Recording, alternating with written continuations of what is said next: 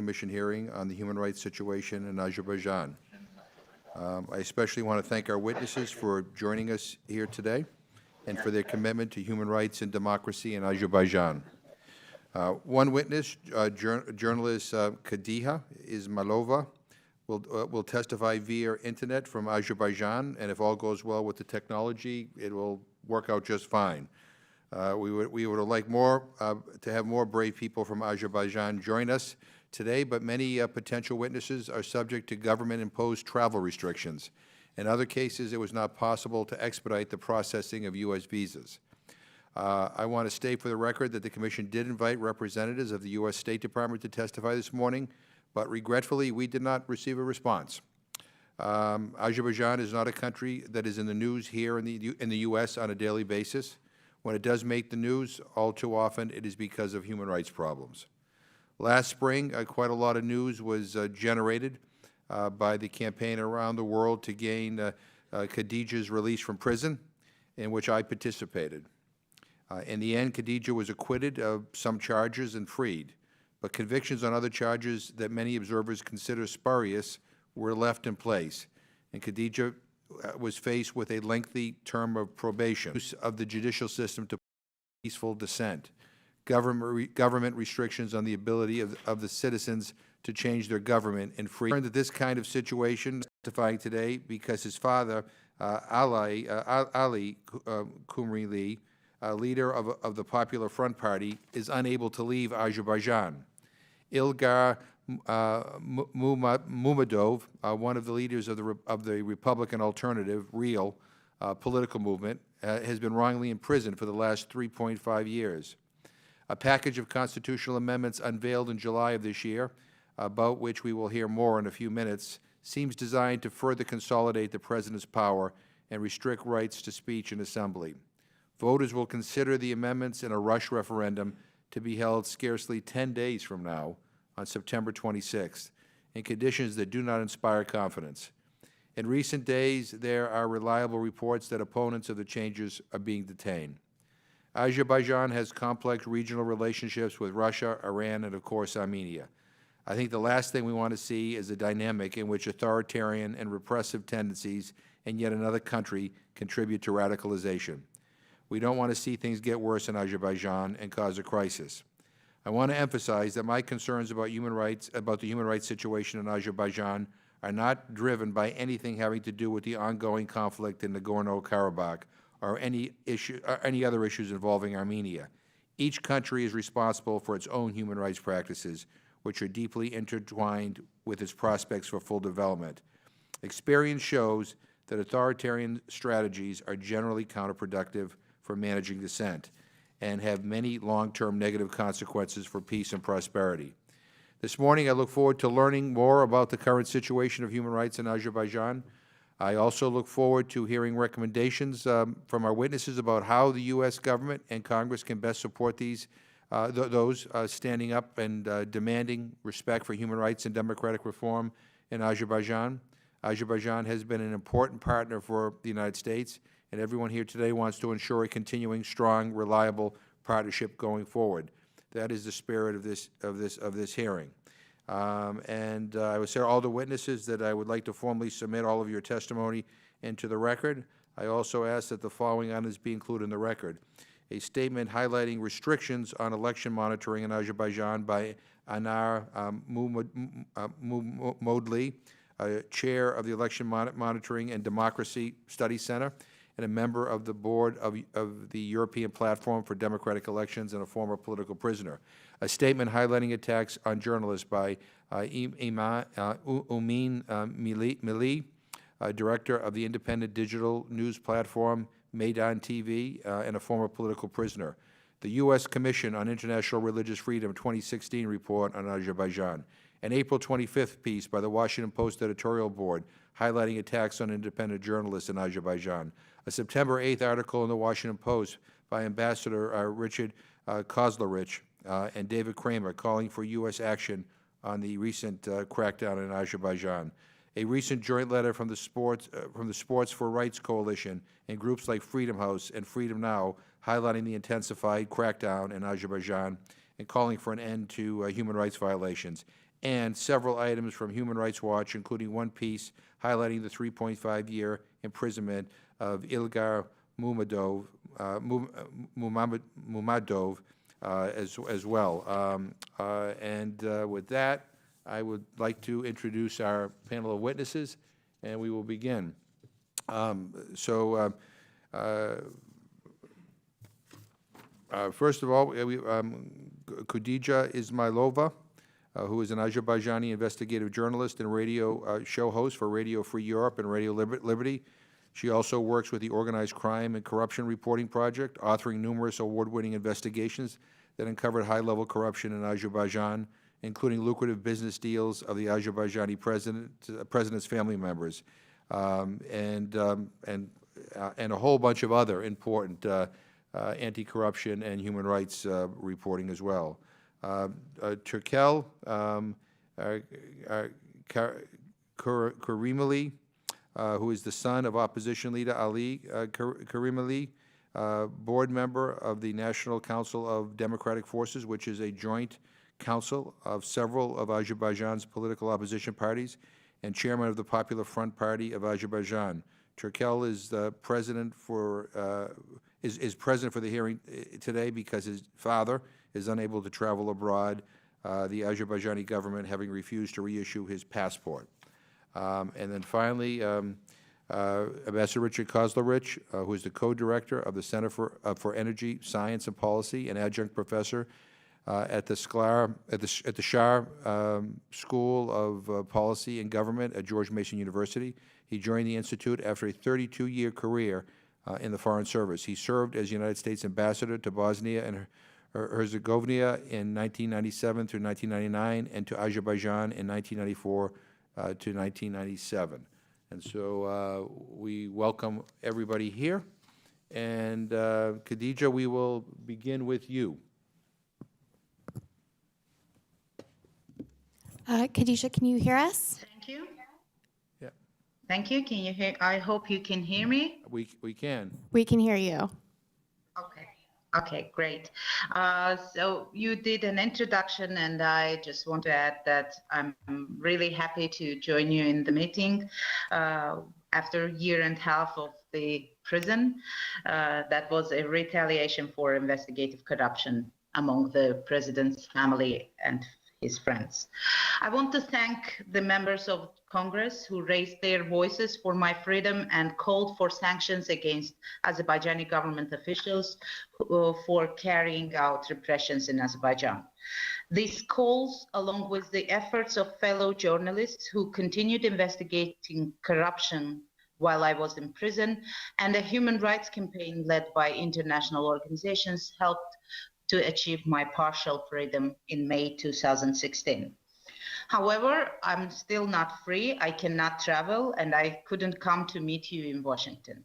I'm not the only one who has been banned from traveling. Like in the old Soviet times, dozens of government critics, journalists, civil society activists, and politicians are banned from traveling abroad. The country has literally become a prison.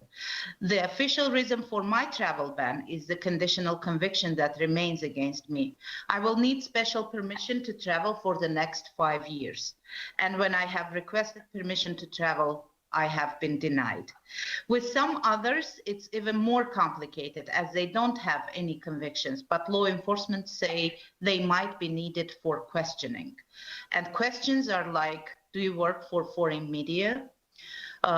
This kind of questions. Some of you probably remember the times of the Cold War when Soviet people could be arrested or convicted for cooperating with foreign media.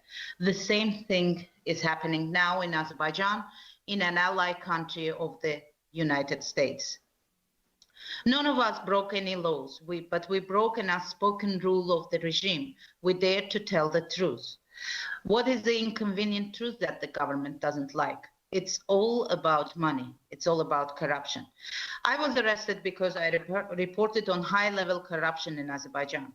When the world has been shaken by the Panama Papers revelations, I was already in jail for my own Panama Papers.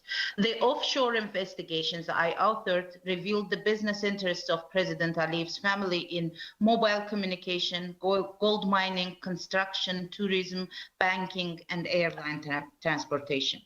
As a result of large-scale corruption schemes, vast resources bypassed the state budget and ended up in the pockets of the president's and the minister's family members. Monopolization of the economy and administrative resources resulted in a failure of basic services, and the level of corruption in healthcare and education reached a critical point. Those who report about corruption risk their lives and freedoms and the well-being and freedom of their family members. Meanwhile, those who are responsible for these problems easily enjoy the products of democracy abroad. They invest their money in democracies where property rights are respected, unlike in Azerbaijan.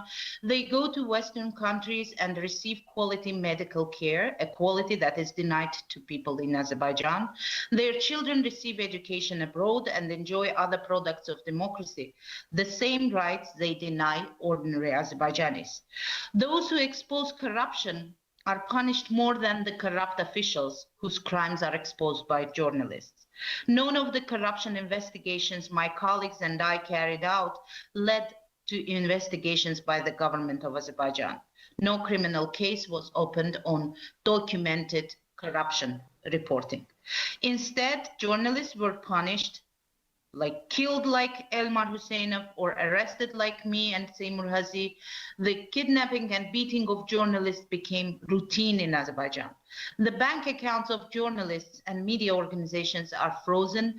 Journalists are banned from traveling abroad where they could receive better training on investigative journalism, and most of them are named as witnesses or suspects in criminal cases. The only opposition newspaper, Azadlık, works under hard conditions with its financial director Faik Amirli and political news editor Seymour Hazi currently jailed.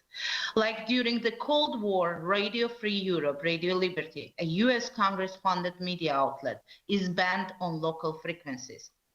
The official reason is that foreign broadcasters are not allowed to use national frequencies. Well, that has not been applied to Russia's Sputnik radio station. Russian media has its bureaus in Baku, while RFERL's Baku bureau is closed and its equipment had been confiscated illegally. Azerbaijani journalists who work with foreign media, as there are no independent national broadcasters in Azerbaijan, are now working underground, and they don't put their names on their stories to avoid prosecution, like in Soviet times. These prosecutions are not legal. No law says that journalism is a crime or that working for foreign media is a crime. But where critical journalism is concerned, it is really difficult to enforce the rule of law in Azerbaijan. Journalists are prosecuted with charges like hooliganism, like my colleague Seymour Hazi. Those who leave the country to avoid arrest endanger the freedom of their families. There is a special section in the political prisoners list for political hostages, the section that is called political hostages, those who are jailed because of the critical reporting or activity of their relatives. And still, those who punish journalists for telling the truth and deprive them of basic freedoms are welcome in democracies, can freely travel, invest, have bank accounts, and transfer cash that has been stolen from the state budget. Their hands are shaken by the leaders of the countries whose organizations and partners are targeted and harassed in Azerbaijan. The siblings of Azerbaijani oligarchs are free to open lobbying organizations and NGOs in the United States and Europe, while American, British, and European NGOs like the National Democratic Institute, Oxfam, and the Human Rights Foundation were forced to close their offices in Azerbaijan. This was the beginning of a major crackdown against civil society when Azerbaijan copied Russian legislation and basically outlawed foreign funding for independent civil society. The arrests of NGO leaders followed. Now, independent civil society is disabled in Azerbaijan on an institutional level, and human rights activists and researchers are working without offices, providing service as individuals, putting themselves at risk of arrest and other forms of retaliation for exposing problems in Azerbaijan. As a result, referendum on September 26 will not be monitored by local organization because the only independent local election watchdog is disabled from carrying out the election monitoring. The government has created a huge group of controlled organizations, we call them GONGOs, government-organized NGOs, to create the illusion of a vibrant civil society environment. It is difficult to help the country develop when the government is in a state of denial. The government has consistently denied that there are any political prisoners in Azerbaijan, although their existence has been confirmed by decisions of the European Court of Human Rights. For example, the ECHR confirmed that the arrest of Ilgar Mammadov, chairman of the opposition Republican Alternative Movement, was politically motivated and ruled that he should be immediately released. The Azerbaijani government continues to float this decision in violation of their obligations as a Council of Europe member. Ilgar Mammadov is one of 138 political prisoners in Azerbaijan. The repression machine has targeted not only pro-Western politicians and civil society activists, journalists and bloggers like Abdullah Bilov and Ilkin Rustamzadeh, but also moderate religious activists like Taleb Bagirzadeh, who have actually spoken out against the radicalization of believers. The U.S. Commission on International Religious Freedom has documented the government's limitation of religious freedom and imprisonment of religious believers. Calls for, and now I want to go to recommendations, calls for targeted sanctions against corrupt officials, prosecutors and judges could be effective leverage to convince the Azerbaijani government and others to drop these oppressive policies. Legislative groups like the Azerbaijan Democracy Act and the Global Magnitsky Human Rights Accountability Act are possible ways to hold corrupt officials accountable, since justice is not possible in their respective countries. It is in no way an act of revenge. It is an effort to make the world better, because corruption and human rights are not internal affairs. Big money crosses borders, is used to bribe foreign politicians through luxury trips, investment projects, and simple cash payments. These scandals have touched the US Congress, the Parliamentary Assembly of the Council of Europe, and the European Parliament. These cross-border corruption machines need to be stopped before they involve more politicians in Europe and the United States. It is essential to speak out against repression. My case proved that international pressure can be effective. I was released thanks to the strong public statements and because fellow journalists didn't stop their investigations while I was in prison. Unfortunately, governments and international organizations are more hesitant in their reactions to harassment and arrests, while they generously welcome any releases. This corrupts the authorities in countries like Azerbaijan and doesn't help to stop the revolving door of politically motivated arrests. The efforts to keep dialogue and continue partnership cannot be effective if they are only done one way. The principle of reciprocity is not observed.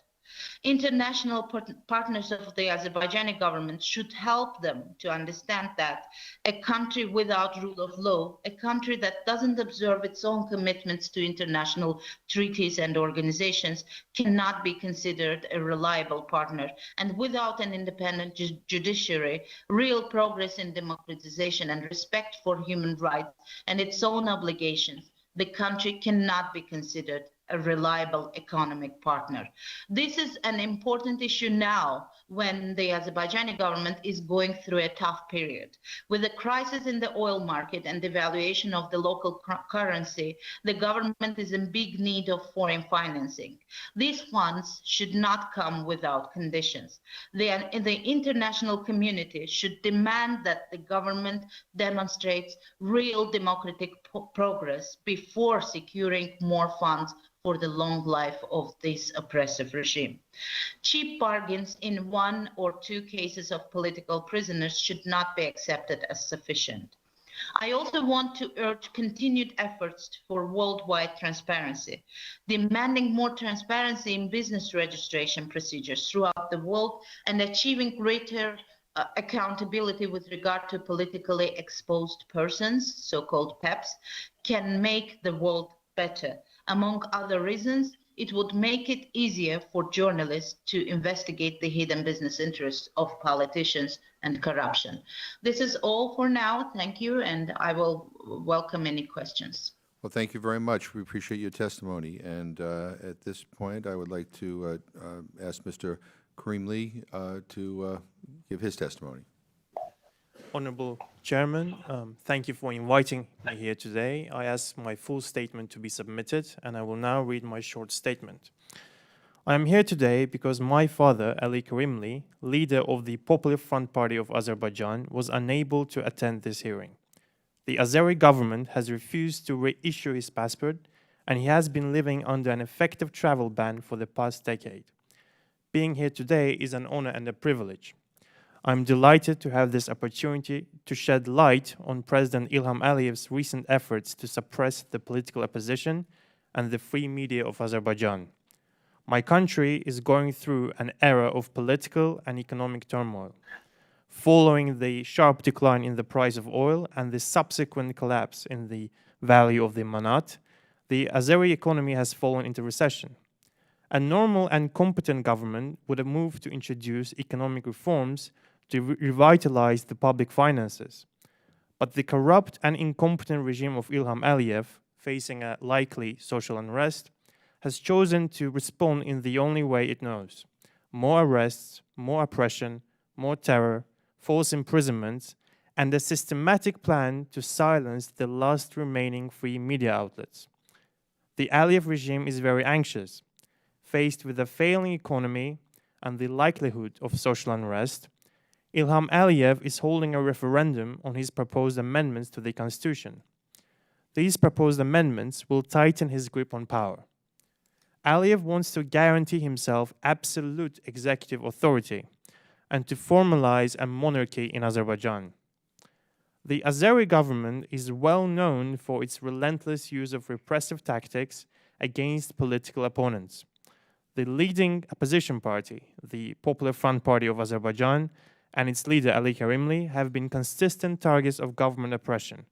The party's first headquarters was illegally seized, second was illegally closed, and its third was destroyed by an explosion. Overwhelming evidence points to the government's role in that incident. At present, 11 members of the Popular Front Party of Azerbaijan are in jail. This includes 5 members from its leadership and 2 deputies to the chairman. Aliyev's most recent tool is targeting the family of political opponents. My family has been targeted constantly and over many years. My uncle, who has been imprisoned, has recently received threats against his life. Family members of other party activists were also harassed. As an example, Natik Adilov's brother was imprisoned and is still in jail. The government's latest propaganda efforts to implicate the Popular Front Party of Azerbaijan in a Gulenist attempted coup are laughable. These allegations are totally fabricated and have no factual or evidential basis. Yet in spite of this, 3 members of the party were arrested and detained on these ridiculous allegations. There are reports that my father, Ali Karimli, may face the same fate. In addition to the Popular Front Party of Azerbaijan, a member of Nida movement, Elgiz Gahramanov, was detained and reportedly tortured. With over 100 political prisoners in Azerbaijan, many other political organizations have also been targeted. 5 members of Nida and Real leader Ilgar Mammadov are in jail. So is the deputy leader of Musavat Party, Faraj Mammadov. Religious activists have met the same fate. Since the Nardaran trial, 70 religious activists have been imprisoned on false charges. A leading activist, Taleh Barzadeh, was not only jailed, but also tortured. The Aliyev regime is afraid not just of political opponents. It's attempting to completely and decisively eradicate the independent media. The only free newspaper, Azadlık, is being forced into bankruptcy. It cannot obtain its funds from the bank, and it cannot recover monies owed to it from the government-controlled newspaper distribution agency. Azadlık has ceased publishing its print edition, and without relief from the government's actions and interferences, it faces a real and pressing danger of being completely shut down. But the government is not satisfied with simply punishing free media and the political opposition. Aliyev has decided to solidify his grip on power. This is the underlying purpose of the recently proposed constitutional amendments: to increase the presidential term limit from 5 to 7 years, to schedule elections at the president's personal wish, and to create a new position of vice president, appointment to which, in the absence of parliamentary oversight, will be at Aliyev's own discretion. And finally, Aliyev would abolish the minimum age requirement, currently at 35, for the office of the president. There isn't any rational explanation for this, other than Aliyev wanting to pass on power to his son. He wants a regime of dynasty and monarchy.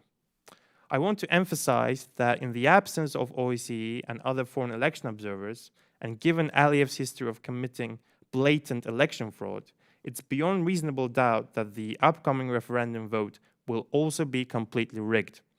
What I have said today points to this conclusion. Azerbaijan is at the crossroads. If the government doesn't abandon the current and unprecedented level of repression, and if it fails to implement crucial and immediate political and economic reforms, Azerbaijan is in real danger of civil conflict and chaos. Now, the Azerbaijani opposition will always continue advocating for a peaceful transition to democracy. It will provide leadership and an alternative vision for an accountable and democratic government bound by the rule of law. It has always done so, and it's ever more ambitious. In spite of the current repressive climate, and in a country with more than 100 political prisoners, the Popular Front Party of Azerbaijan and the National Council organized a rally against the proposed constitutional amendments on September 11th. This rally attracted no less than 15,000 people. But the West must also be quick and decisive in condemning Ilham Aliyev and his regime. Backdoor diplomacy will not produce any results and will keep on failing if applied to this government. We saw how the threat of the Azerbaijani Democracy and Global Magnitsky Acts compelled the government to ease on the repression in spring. Such measures should be pushed forward, and specific government officials at the highest level of leadership must be singled out for their corruption and involvement in repressive acts. A clear message must be delivered to the Aliyev regime that the current practices will not be tolerated anymore. Thank you, and I welcome questions. Thank you very much. Ambassador Kozlovich, welcome. Sorry. Thank you, and I appreciate your including my written statement for the record. I want to thank the Commission for this opportunity to address Azerbaijan's human rights situation in light of Azerbaijan's proposed constitutional changes and the September 26 referendum on those changes.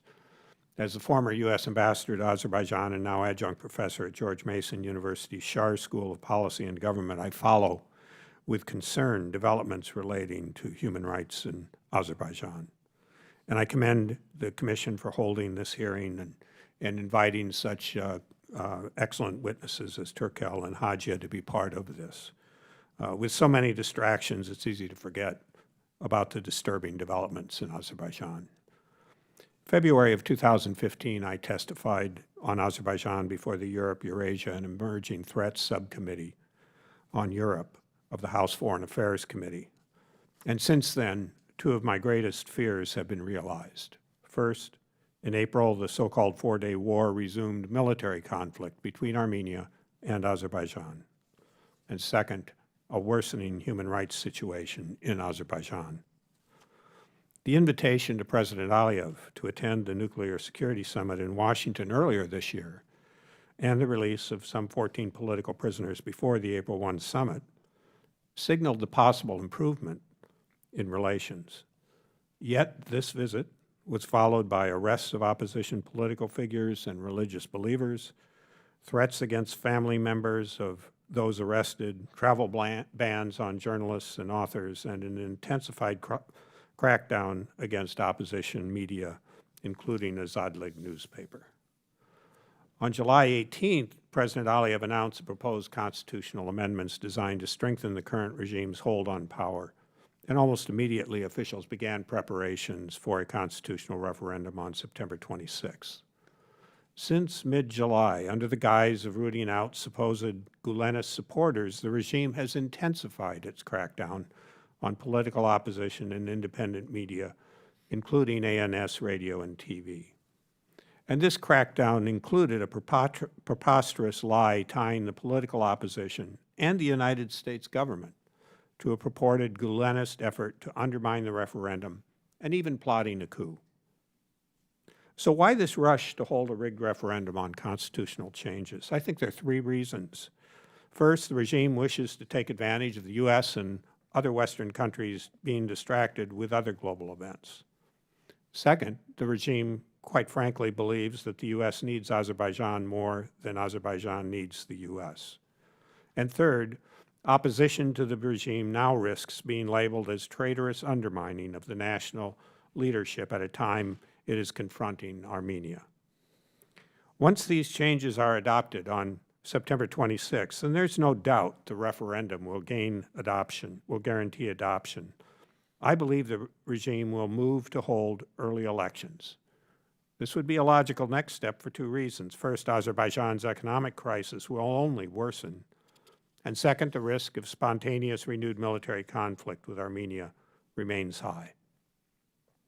Recently, Thomas Carruthers of the Carnegie Foundation asked if the United States had given up supporting democracy abroad.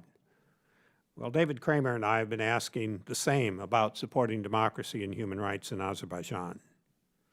I understand that the U.S. and Azerbaijan face common challenges, the global war against ISIS-connected terror. And we share interests, including the production and transportation of Azerbaijani energy to global markets. But a strategic relationship requires shared values, a commitment to democracy, human rights, including freedom of religion, freedom of expression, and market-based economic development. The proposed constitutional changes and the flawed referendum, however, take Azerbaijan further away rather than closer to the values-based foundation necessary for a meaningful strategic relationship with the United States. Quiet diplomacy has not worked. Quiet diplomacy has turned political prisoners into objects to be traded.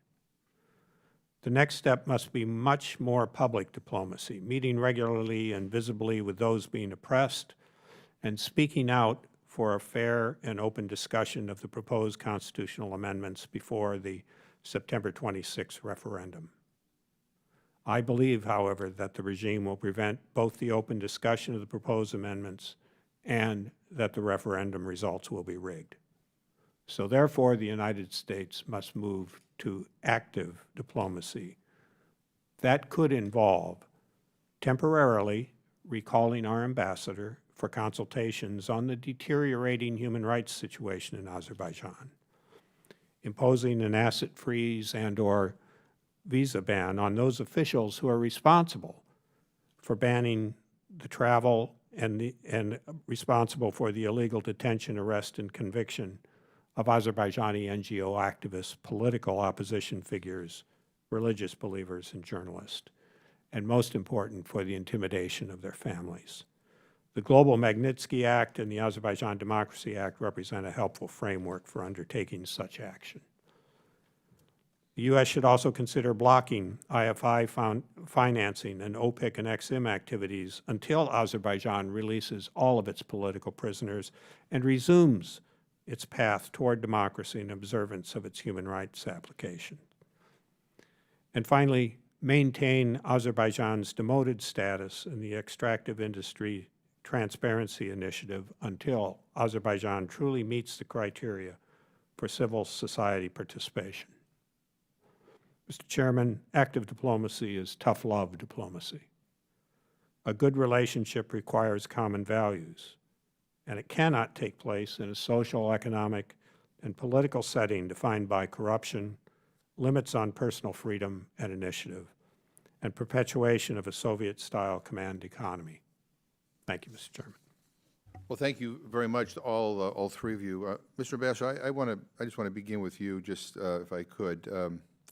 I agree. I mean, I think we need a new, fresh approach, and maybe tough love is the right phrase. You know, I think when it comes to human rights, I think it's important that the United States not be a cheap date. You know, we talk about the importance of human rights, but then, you know, because of a variety of economic or strategic or, you know, or because it's reasons or because it's uncomfortable, oftentimes we're recalibrating, and that could be sometimes deemed as looking the other way in the face of corruption and human rights violations. But look, many in the United States, you know, may look at the world, the situation in the world, you know, the war and humanitarian crisis in Syria, you know, the troubling economic and electoral issues in our own country, and think, you know, Azerbaijan, so what? Why should we care about human rights in Azerbaijan? Why should Azerbaijanis care about the human rights situation in Azerbaijan? Well, I think, you know, we should care about Azerbaijan because we care. Right. We care about the country. Since the breakup of the Soviet Union, we've supported the independence and territorial integrity of Azerbaijan in a variety of ways. We've helped develop the resources.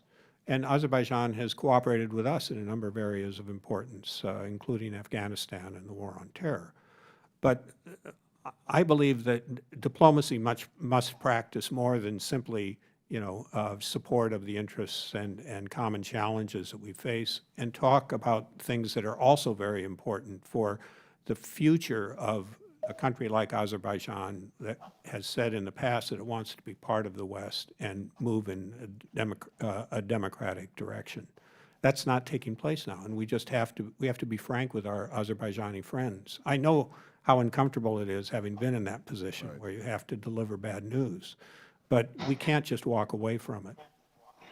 And you mentioned the Global Magnitsky Act. I think Khadija did as well. You know, I'm the author, the House author of the original Magnitsky Act, which was global originally, and then they, when we went through the legislative process, they narrowed it down to just Russia.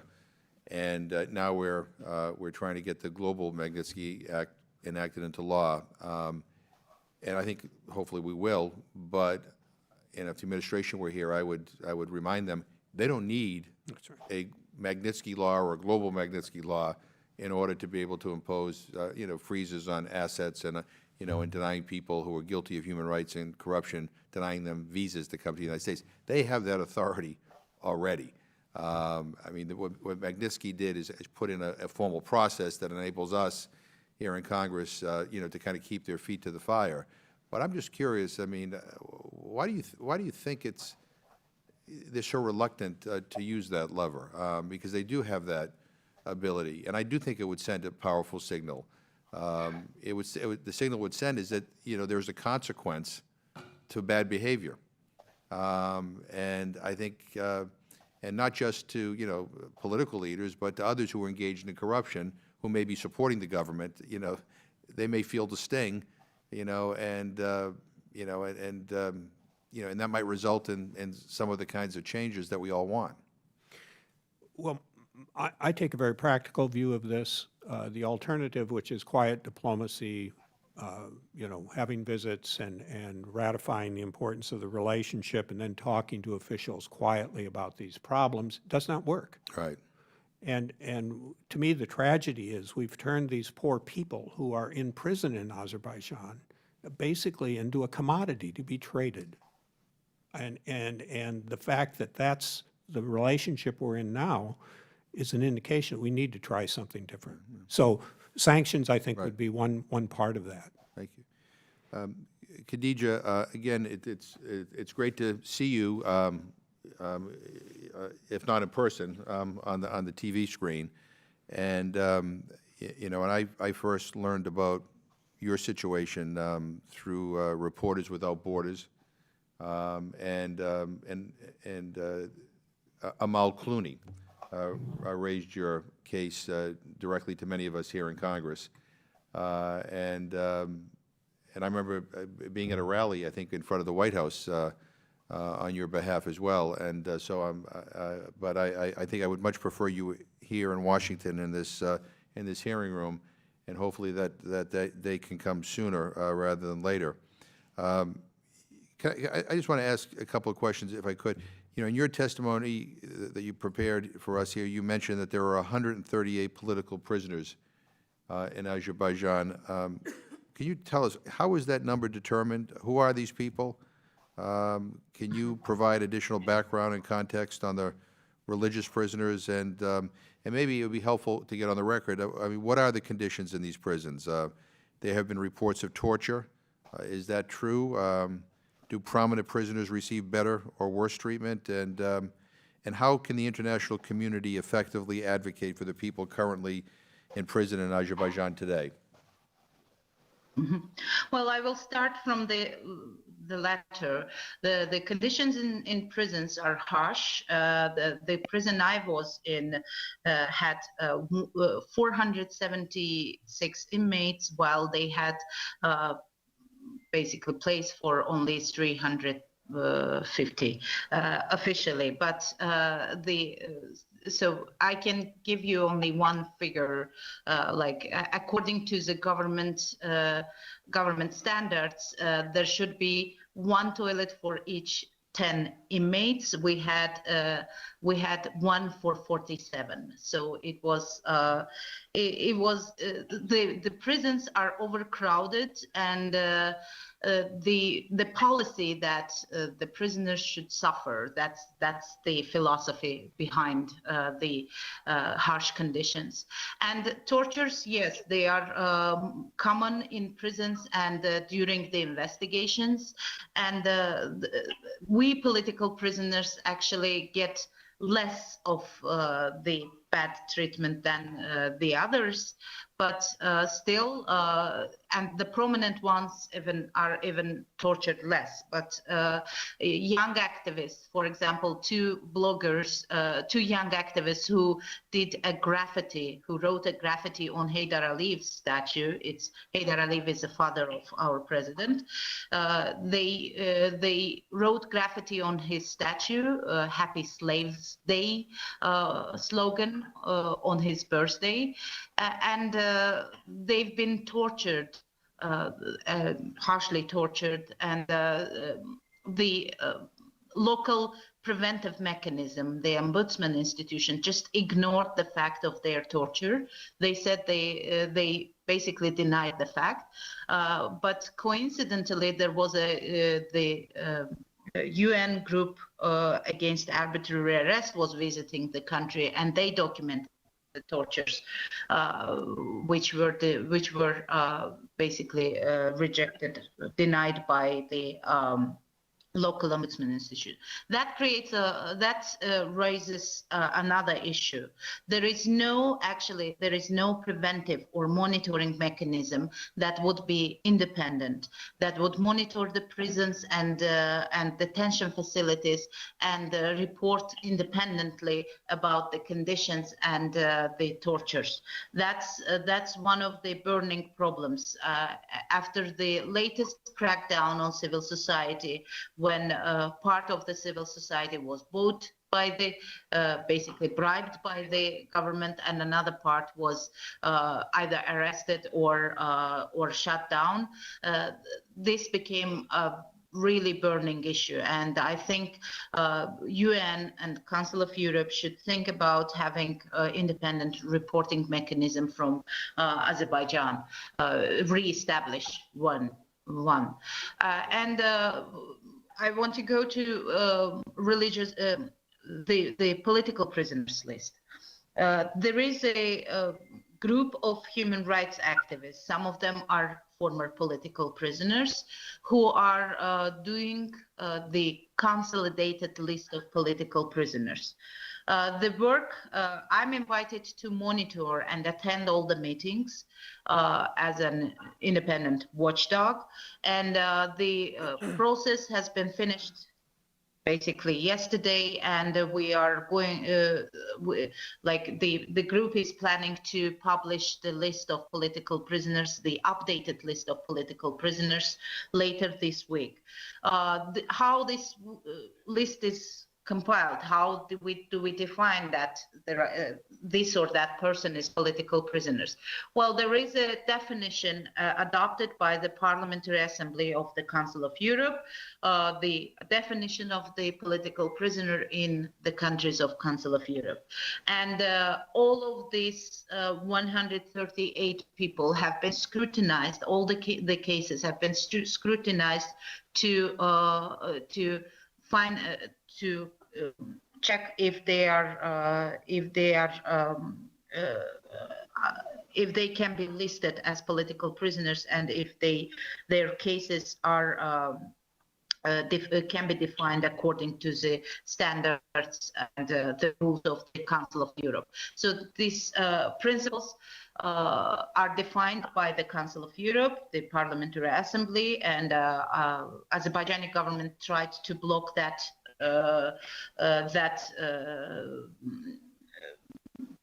that act as well, that resolution as well, but didn't manage it. The Azerbaijani government has been very successful in blocking a lot of resolutions on political prisoners in Azerbaijan, but the resolution on definition of political prisoners could not be blocked at that time. So there is a defined definition of the political prisoners, and the group is working hard. The group includes human rights activists and former political prisoners like Rasul Jafarov, Intigam Aliyev, and Leyla Yunus. So it's consolidated list, and not only this, three human rights activists, but other human rights groups are now in the process of signing the list. So it will be consolidated list agreed by the number of the independent civil society activists and organizations. And also religious activists who are arrested. The government is playing a card of the radical Islam to portray those who have been arrested as radicals. They are not. And I'm an atheist, and I have my own issues with every kind of Islamist in the country. But I've been scrutinizing documents and statements of this of the leaders of this group that is now in the court, and embassies have been attending their trials as well. And it's simply the trumped up case. The government created a show of crackdown on radicals, but in fact targeted a very moderate Muslim group that was seeking the official registration and calling for non-violent ways of opposing the regime. And they have been targeted because they've been criticizing the regime. And their slogans were not just religious; they were they were calling for social justice, and that was what the government believed.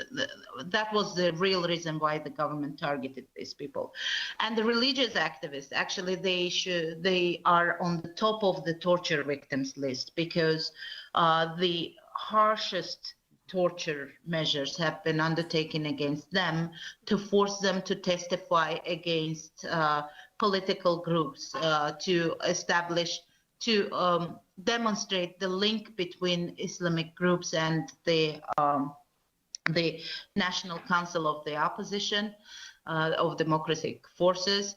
The deputy of Popular Front Party have been arrested within this case, and that they want to demonstrate that the opposition in the country is linked to radical Islam, and they are calling for violence. The trial, it's not over yet, but the main trial, but the trial shows that actually all the allegations regarding the violence used by the believers arrested are baseless, because the witnesses, the documents don't show any evidence of violence used by the defendants in the case. Well, the trial is still going on, and I don't want to say the final word on that, but so far we've been seeing a lot of evidences of tortures implemented against these people, and the attempt of the government to portray these people as radicals and link them to political opposition in the country. So this is my impression from the trial, which I attended to have my own opinion on that. Right. And on these trials involving, human rights defenders or journalists or people the government is accused of, of things that, quite frankly, are nothing more than having people exercise their basic rights. I don't know if I heard you say this or not, but does the U.S. Embassy and other foreign embassies, do they attend these trials? Do they make the appropriate inquiries about the status of some of these political prisoners? Do you feel that there's support coming from other embassies during these difficult times? Well, some of the trials are being attended. These are the loud trials, that like high-profile trials are being attended by the embassies. Not always the U.S. embassy, but some other. I think there is a coordination between them, and they share information. The British, French, Norwegian, and Norwegian, German, and U.S. embassy are attending some of the trials. But I would say the stance of especially the U.S. embassy is not sufficient at all. And I remember the time before I got arrested, the U.S. ambassador to OSCE, Mr. Daniel Bayer, criticized OSCE ambassador to Azerbaijan for having too many pictures with the government representatives and not being shown publicly with civil society activists. Well, he should scrutinize Ambassador Sekuta's photo albums, because and if you just go to the embassy's website, you will see only the cultural events attended by the ambassador, his meetings with government officials, and as if there is no civil society activists at all in the country. I mean, when I'm invited to the embassy, they ask me to be off the record, so not to publicize our meeting. And once we had picture with the high-level official from the State Department, it was not shown anywhere. So I think there is I feel like they are afraid to show their contacts with us. And it's very depressing. It's very depressing. The most depressing thing for a civil society activist in Azerbaijan is to see a scared diplomat or scared foreigner. The biggest thing that may happen to them, they can be deported from the country. Azerbaijani government doesn't kill, doesn't arrest, doesn't beat foreigners. Everything, like anything that may happen to us. And when I see scared diplomat, and especially from a strong country like the United States, I really get confused. And this happens all the time. They are not publicizing their contacts with us. They are it's in French embassy. They even were closing the shutters, so we couldn't be the cameras could not be photograph us from the building next to the embassy. So this is how depressing it is. And I work for the Radio Free Europe. The Radio Free Europe is funded by the US Congress. And the criminal case that led to financial charges against me was started based on the letter from the national banks, Azerbaijani National Bank's financial monitoring service, that was alleging that money laundering is taking place in Radio Free Europe, Radio Liberty. Money laundering. It means that the money and Congress money, US Congress money, are the only source of the funding for the Radio Free Europe. It means that US Congress money are dirty and they need to be laundered in Azerbaijan. And it means that the US taxpayers' money are dirty. So what was the response of the embassy? Nothing would be better. The embassy's statement was saying that they think Radio Free Europe should continue their operations if they operate professionally. And when I read that statement, I was really shocked. And that was the hardest day in my prison life. Because, it's like being stabbed from behind. I mean, it's from the back. It's really difficult. And I couldn't imagine that the U.S. Embassy was not able to stand for the Radio Free Europe, not even for journalists, for us. To stand for the U.S. taxpayers, because they've been targeted by this criminal case. They have been targeted by this. And till now, Radio Free Europe's office is closed. Their accounts are frozen. The money they are sending even to their lawyer are being frozen by the government. So, and embassy is silent about that. We don't hear any public statement regarding that. In off-the-record conversations, some political analysts, diplomats are telling me that Western embassies are silent because they don't want the dialogue, because if they will start speaking, the government of Azerbaijan will stop speaking to them at all. And my question is, when is that? What happened in the world that the countries like the United States and France and Germany became so weak that the governments like Azerbaijani government can afford to stop speaking to them? Well, thank you. You're giving us some interesting things to follow up with our embassy about. Mr. Kermely, can you explain in greater detail some of the limitations placed on opposition parties, and in addition to the Popular Front Party, which other parties are having members harassed or placed in prison? Government of Azerbaijan is using all possible methods that is available to them to suppress the political opposition, political parties, and they do it in by various means. First of all, they rig all elections. Yeah, can you how do they rig them? Tell us how they're rigged. Well, they do it very blatantly, actually.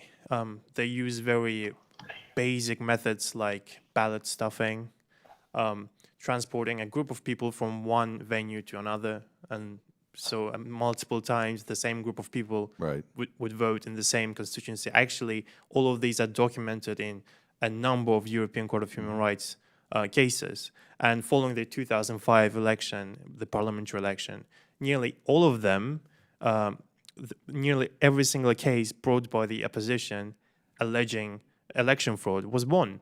The European Court of Human Rights confirmed the widespread election rigging. And all of these facts showed that they did it in a very blatant way. They didn't even try to pretend that there was a free election going on. They engaged in ballot stuffing in front of election observers. And in several constituencies, the police officers were taking the ballot boxes away from the election voting centers to fill it up in a different location when they were unable to do it at the original location. And all of this was on the tape, actually. At that time, BBC was running a documentary in Azerbaijan. All of this was on tape, and they engaged in a very basic, blatant way of election fraud. And this shows that they don't care what international community thinks. Are there campaigning opportunities for the opposition? I mean, or were those closed? Absolutely none. And are people prohibited physically from voting if they know who you're going to vote for? I mean, or do they just null and void the votes that they don't like? Well, they usually just throw a lot of ballots in favor of one candidate, but also many people also find it hard to be registered as candidates. Registering as a candidate for elections is a very huge problem in Azerbaijan, and it has to be dealt with. The election commissions do not have a balanced composition. Only the members of the government and the new Azerbaijani party are represented in the election commissions. And election commissions not only decide who will be the candidate on the list, on the election voting list, but also they are the organizations which deal with the appeals. So what happens is they get to choose who is on the ballot, and after not registering them, if you appeal, the same body, controlled completely by the government, will rule in their own favor. And there's a clear guideline by OSCE, and Azerbaijan is an OSCE member, and so has obligations as a member to comply with the guidelines. And the guidelines state that the election commissions should be represented in a balanced way and should include equal amount of opposition and the ruling party members. And what can the United States do to try to help influence the situation to make it better? What are the things that you think we should be doing that we're not doing? To push Ilham Aliyev to commit to upholding his obligations as an OSCE member, to follow OSCE guidelines for elections. The election code and commissions isn't the only problem. We don't have equal campaigning opportunity. In 1998, presidential candidates had 6 hours of TV debates. In 2013, there were 54 minutes in 9 different occasions. The national television and all other television channels are controlled by the government. All of the formerly independent TV channels are owned by oligarchs. The only TV channel which wasn't owned by oligarch, ANS, was recently shut down following the bogus allegations about Gulen. We have no opportunity to deliver our message on TV, on any TV channel, use any adverts during election campaigns. In last election, for example, the paid adverts were set at such high rate that not a single candidate used them. They deliberately shut down the TV from us. And this includes all other media outlets. We don't have more than one independent newspaper in Azerbaijan. Azadlık is the only independent newspaper, and it's forced into bankruptcy with artificial means. I mean, there's a direct interference by the government in the financial circumstances of the newspaper. The financial director, Faiga Mirli, was arrested, and now the Azadlık newspaper cannot recover its money from the bank, cannot withdraw its funds from the bank, and the people at Azadlık are demonstrating incredible sacrifice and are working unpaid. But obviously this is unsustainable in the long term, and the print edition has already ceased its publication. And if the government doesn't back down, there's a very serious risk that the only newspaper and the Guardian Journalism Award winner will be shut down. And with that, there will be not a single media outlet in Azerbaijan voicing alternative view, voicing a critical view of the government which is corrupt and incompetent. Thank you. Mr. Ambassador, Well, how does the situation compare to 1 year ago or 5 years ago or 10 years ago? And just to kind of follow up on some of the previous questions, there, we talked earlier about some of the things that the U.S. government kind of can do in terms of global Magnitsky and visa bans and freezing assets and that kind of stuff. But on the ground in Azerbaijan, the embassy, being more open to civil society, welcoming more people into the embassy, showing up at more trials, being seen with independent journalists more often. I mean, what I also kind of, I know it's complicated, but the question is, I mean, clearly, if we're trying to help strengthen civil society, you can't be afraid of civil society or hide them or close the shutters or, not want to release a photograph with them. But Well, my time now was almost 2 decades ago. I hate to think of that. And at the time that our very small embassy, 14 Americans, was operating, Section 907 of the Freedom Sport Act prevented us from providing any assistance to the government of Azerbaijan. So the assistance that we did provide was through non-government organizations to help strengthen an independent media and political parties. And Haydar Aliyev, for his own reasons, was quite prepared to meet with representatives of the National Democratic Institute when they would come to visit and talk about how he was committed to democracy. And while there were limits on what we could do, still we were able to help the non-government political parties and independent television. What I think has happened now in the last few years is that those opportunities have been totally dried up. Mm-hmm. Even though we can do more economic assistance activities, we can't fund NGOs, we can't use RFERL in the same way that we did. And the environment is just much more restrictive in terms of what you can do as an outside. So those instruments that we had 10, 20 years ago just aren't available today. But what we can do is to be visible. I mean, the one thing that I did was, I would go have tea with journalists if I heard the police were going to raid a newspaper. It happened a couple of times. Or I went to a religious service because we heard the police were going to shut that down.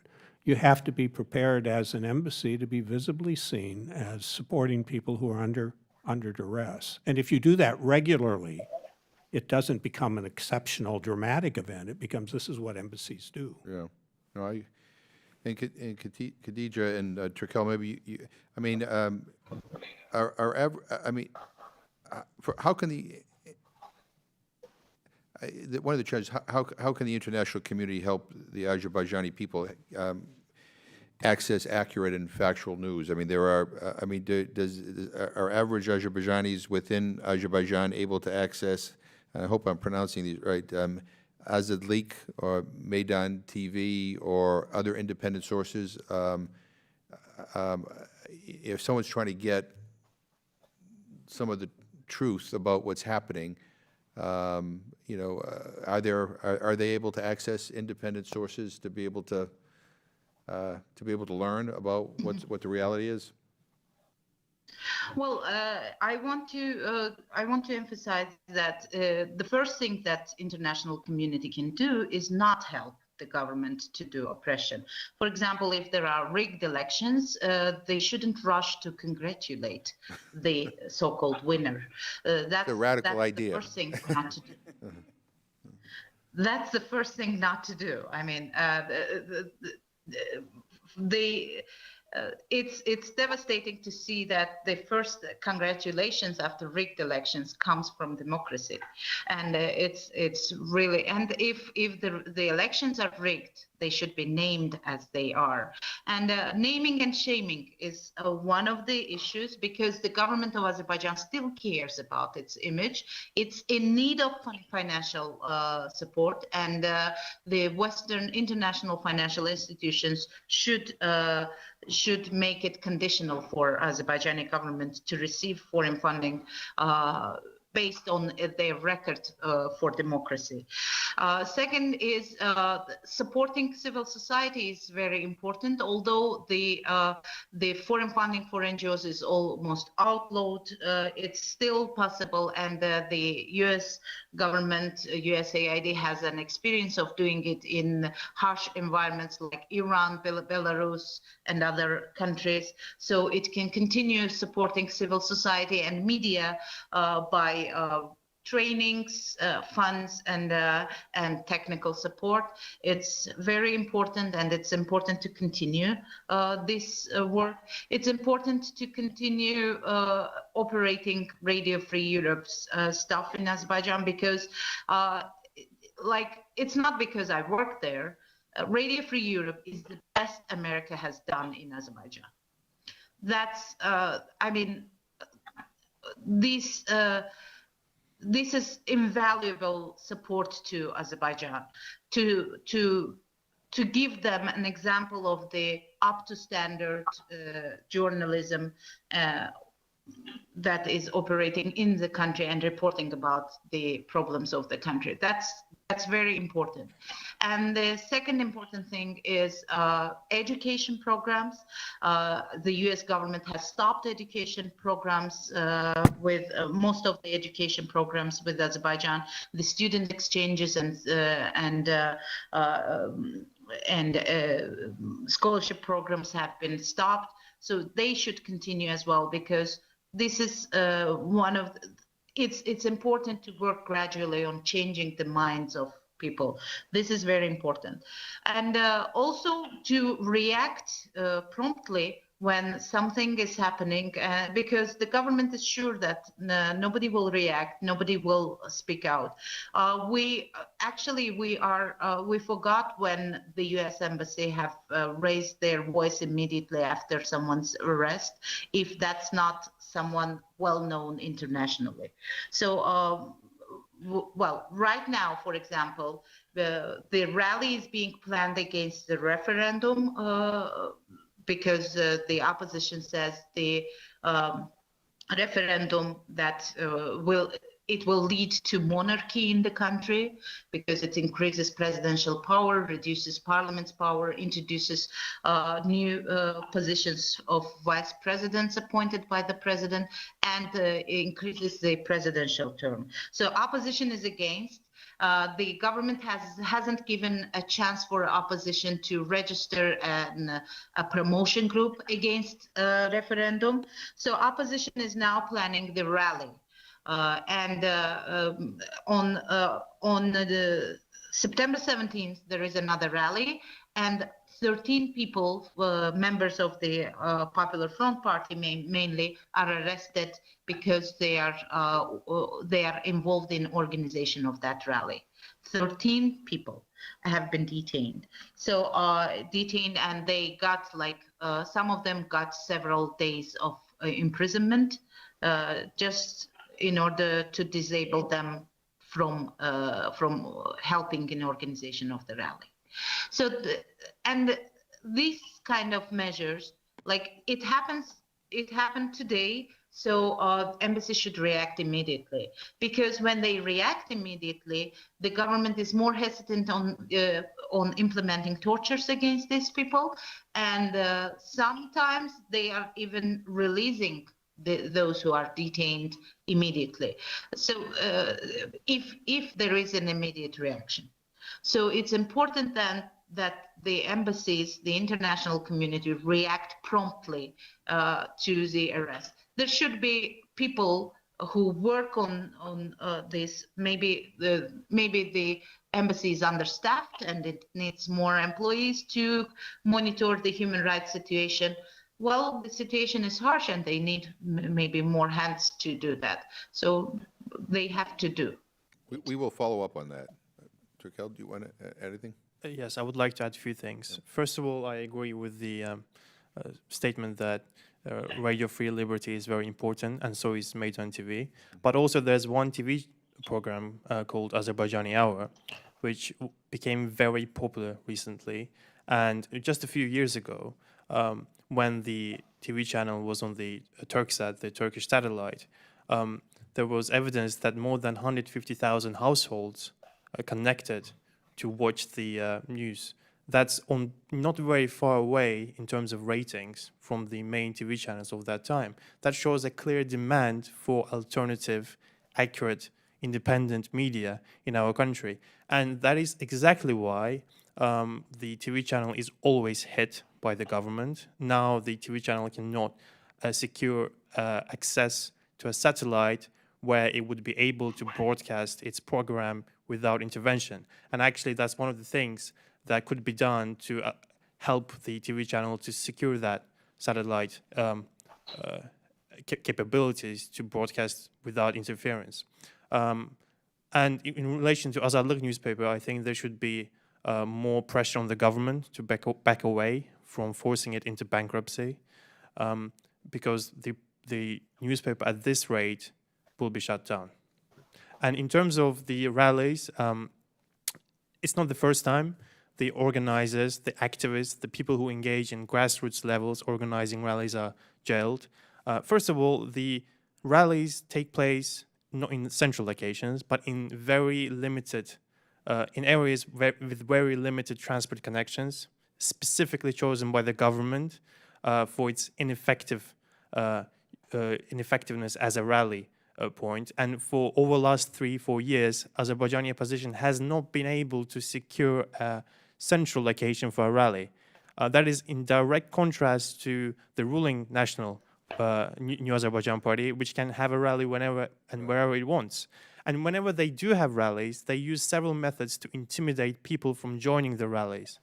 First of all, they create practical problems, like transport problems, so that not many people get to the rally points. In the last rally, which happened on 11th September, the authorization given to the rally was delayed significantly and illegally. It was only authorized 2 days before the rally. Now, this is intentional, and this is designed to cause concern and confusion among people, many of whom were, I'm sure, scared and didn't join the rally in case it wasn't authorized.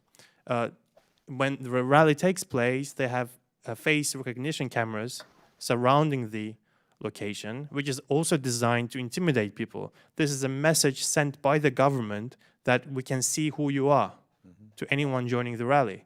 Obviously, one would assume that many people are deterred from joining rallies because of this. And whenever we have rallies, during the rally, the government is trying everything to cause provocation. In the last rally, they were spreading rumors that there would be a physical altercation, there would be a fight, and the leadership had to address this issue. In previous rallies, they also caused provocations. In one of the rallies, they brought an ISIS flag into a rally. But they always do utilize these methods to decrease effectiveness of the rallies, which take place in a very remote location. And the people who are driving the organization of these rallies, these activists from the Popular Front Party, they're always targeted. And this is designed to scare them from being very effective at their jobs. There's no other effective way to spread the message, as you know, the media is completely shut down to opposition, and the grassroots campaigns are constrained by the arrests of the activists. And so all of these are very significant issues, and one may expect the government to try these methods in the next rally, which will take place on Saturday. And so a clear message must be delivered to the government. Firstly, that the opposition has a right to hold rallies. It's a constitutional right to hold rallies in a central location, not in practical locations which only suits their interests. Secondly, the people who are joining the rallies, they should not be intimidated, they should not be deterred from joining, and the people organizing the rallies should not lose their fundamental freedoms of liberty over doing so. Well, thank you very much. First, let me thank all of you for being here. It's been very informative for me, and it's clear that that we on the Human Rights Commission have some assignments to follow up on, and I want to assure you that we will, and that I hope that you will stay in touch with us on the commission. You know, when people get arrested, or when there's a heightened intimidation so that we can communicate directly with our embassy, you know, in real time to get them to try to raise their voices and not be silent. Look, you know, I'm somebody who, you know, wants to have a good relationship with everybody in the world, right? We all do. But the price of us being a friend, you know, has to mean that you respect the rights of your people. And you know, we all, you know, we're fighting adversaries all over the world, and you know, and there's a war on terror and a war on ISIS and a war on this and a war on that. I get it, but being with us on that is not enough, and I think you have all made it very clear here today that that people in Azerbaijan expect more from us than you've seen and heard, and we need to figure out a way to help provide that. Again, this is, you know, this is not saying we don't want a good relationship with the government of Azerbaijan. It's simply saying that, you know, the price of that good relationship has to be more than you saying that you agree that ISIS is bad, or it has to be much deeper than that. Because in the long run, quite frankly, and I'm a big, you know, we have lots and lots of hearings. I believe that sustained repression results in radicalization, results in people giving up, that there's any chance of, you know, of resolving things in a way utilizing, you know, civil society and civilian institutions. So I think we need, this is a good time. So I'm gonna close, but I'm gonna give you all the last word, because if there's anything that you wanted to say on the record, this is the time to do it. If I haven't asked it, this transcript will be shared with every member of the Human Rights Commission, and we look forward to working with all of you again to kind of figure out, like, what are the concrete and constructive steps that we can take, you know, that can be positive, have a positive influence on this. And I've got a couple of ideas based on what you've said, but when this hearing ends, that doesn't mean our relationship ends. I mean, we need to keep the communication going. So Ambassador, let me begin with you, and if there are any other last things you want to say for the record. Just to reinforce a point that Hadja made, if we can build a better relationship with Azerbaijan, I think one of the things we need to do is to get more involved in exchange programs throughout society. The environment isn't good for that now, but the more contact that we have, the more we can get young people like Hadja and Turkel here, the better it's going to be for both of our societies, and the government is shutting that down now. Thank you. Turkel? As I said earlier in my speech, Azerbaijan is at the crossroads. The constitutional amendments are designed to give absolute executive authority to Ilham Aliyev, and he is showing no intention to back down from the repression. And because of this, the reaction from the West should be adequate as well. It should be confident, decisive, and target the highest level of leadership of Azerbaijani government by targeted sanctions. And there should always be a more public diplomacy, and the issues of political prisoners, the political crackdown in Azerbaijan, these should always be discussed in public, not just behind closed doors. Every foreign leader, after meeting the government, must mention in its briefing that the issue of human rights and democracy was discussed. Foreign leaders should meet with opposition members, and Ilham Aliyev should be delivered a clear message that the current proposals to create a monarchy in Azerbaijan are not going to be tolerated, that he needs to commit to a series of meaningful political and economic reforms, election reforms, media freedoms, individual human rights reforms, to ensure that Azerbaijan's transition to democracy is peaceful, measured and controlled, and that the country doesn't end up in civil chaos, which is likely if this incompetent government will rule even more. Well, thank you, and please give your best to your father, and I'm sure he's very proud of you for being here. And I could also probably assure you of one other thing in addition for the members of the Commission reviewing all of your testimony. I have a feeling that the Azerbaijan government is listening to every word that has been said here today, so they're hearing your message loud and clear, too. Khadija, why don't you have the last word? Yeah, I want to answer your question why the United States should care. United States should care because Azerbaijan is part of the Europe.